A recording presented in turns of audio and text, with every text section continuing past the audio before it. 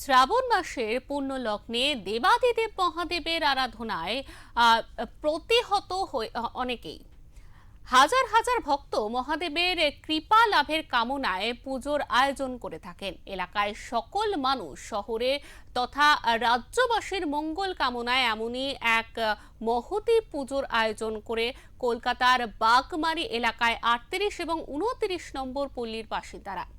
শ্রাবণ মাস উপলক্ষে আয়োজিত এই পুজোয় মহাদেবের আরাধনার পাশাপাশি আয়োজন করা হয় নরনারায়ণ সেবার।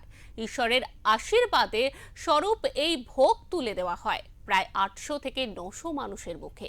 খিচুড়ি, আলুর দম, পায়েস ও মিষ্টি ভোগ সহযোগে আন্তরিক এবং ঐশ্বরিক হোম যজ্ঞের আবহে এদিন এক অন্যরকম পরিবেশ তৈরি হয় এলাকা জুড়ে। এই দিনের অনুষ্ঠান প্রসঙ্গে এলাকার বাসিন্দা রিয়া রায় কি বলেছেন শুনবো। দাঁড়াও, আগে বাইরে কমপ্লিট করি।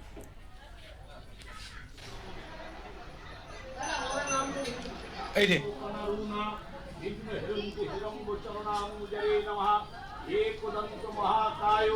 লম্বোদর গজানন বিঘ্ননাশ হে রম্বে প্রণামহং গঙ্গনেশায় নমো নমঃ।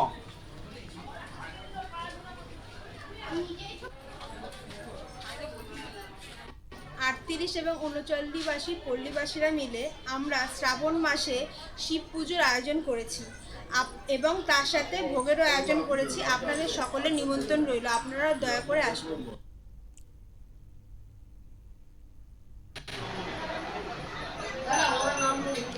এই যে